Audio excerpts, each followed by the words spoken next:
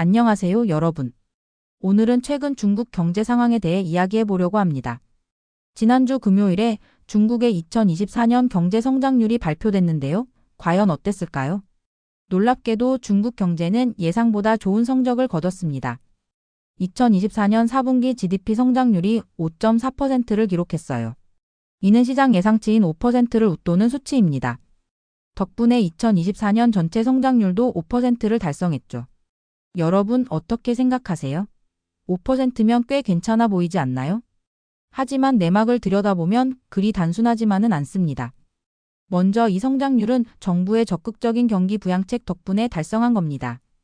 작년 9월부터 중국 정부는 금리 인하, 부동산 시장 안정화 조치, 소비 진작을 위한 각종 정책들을 쏟아냈어요. 예를 들어 중고차를 새 차로 바꿀 때 보조금을 주는 정책을 확대했죠. 심지어 밥솥 같은 가전제품까지 이 정책에 포함시켰다고 해요. 정부가 이렇게까지 하는 걸 보면 얼마나 상황이 심각했는지 짐작이 가시죠. 그런데 말이죠. 이런 정부의 노력에도 불구하고 여전히 문제는 남아 있습니다. 첫째, 소비 회복이 더딥니다. 작년 12월 소매 판매 증가율이 3.7%에 그쳤어요. 코로나 이전인 2019년에는 8%였던 걸 생각하면 한참 모자라죠. 특히 베이징, 상하이 같은 대도시의 소비가 오히려 전국 평균보다 낮았다고 해요. 이건 정말 심각한 문제입니다. 둘째, 부동산 시장 침체가 계속되고 있어요. 2024년 부동산 투자가 10.6%나 감소했습니다. 3년 연속 마이너스 성장이에요. 중국에서 부동산이 차지하는 비중을 생각하면 정말 큰일이죠. 셋째, 디플레이션 우려가 커지고 있습니다. 소비자물가 상승률이 거의 0에 가깝고 생산자물가는 27개월 연속 하락했대요. 이건 일본의 잃어버린 20년을 떠올리게 하는 상황입니다. 그래서 전문가들은 중국 경제가 진짜 회복되려면 아직 갈 길이 멀다고 보고 있어요. 골드만삭스는 올해 중국의 경제 성장률을 4.5%로 전망했습니다. 작년보다 더 낮아지는 거죠. 그런데 여기서 끝이 아닙니다. 더 큰 위협이 다가오고 있어요. 바로 트럼프 대통령의 취임입니다. 여러분, 트럼프가 대통령에 당선되면서 중국 경제에 어떤 영향이 있을지 생각해 보셨나요?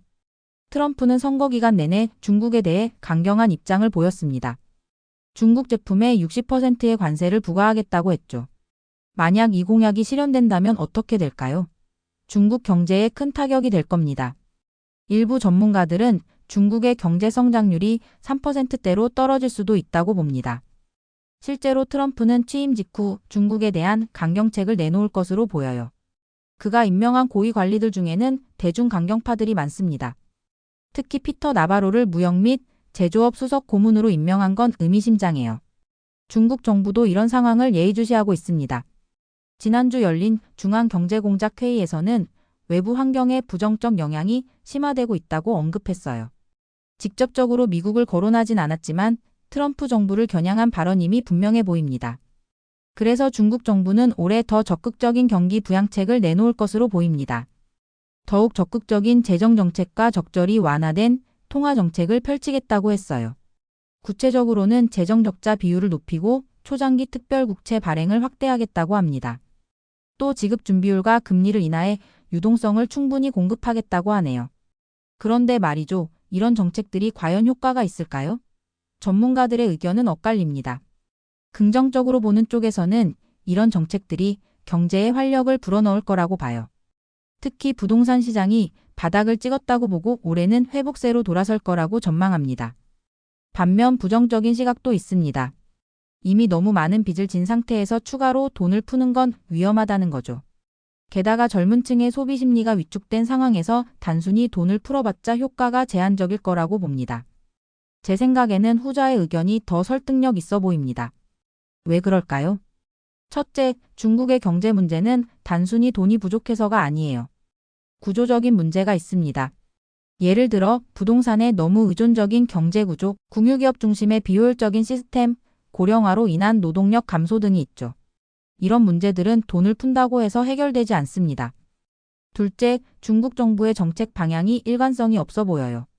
한편으로는 부동산 시장을 안정시키겠다고 하면서 다른 한편으로는 부동산은 투기가 아닌 거주를 위한 것이라는 기조를 유지하고 있거든요.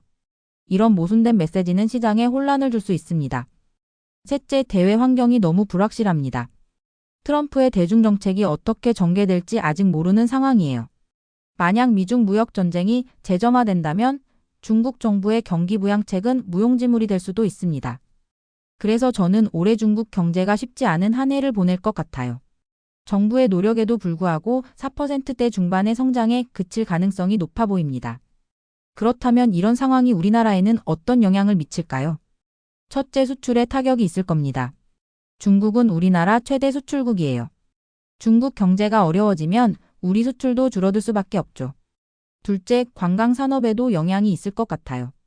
작년부터 중국인 관광객이 늘어나기 시작했는데 올해는 그 증가세가 둔화될 수 있습니다. 셋째, 글로벌 공급망에도 변화가 있을 겁니다. 미중 갈등이 심화되면 기업들이 중국을 떠나 동남아 등으로 이전할 가능성이 커요. 이건 우리 기업들에게 위기이자 기회가 될 수 있습니다. 하지만 너무 비관적으로만 볼 필요는 없어요. 오히려 이런 상황이 우리에게 기회가 될 수도 있습니다. 예를 들어 중국을 대체할 생산기지로 우리나라가 주목받을 수 있어요. 특히 첨단 산업 분야에서요. 또 미중 갈등 속에서 우리나라가 중재자 역할을 할 수 있다면 국제적 위상이 높아질 수도 있겠죠. 여러분 어떻게 생각하세요? 올해 중국 경제가 어떻게 될 것 같나요?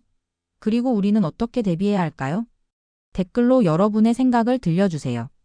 그리고 이 영상이 도움이 되셨다면 좋아요와 구독 부탁드립니다. 감사합니다.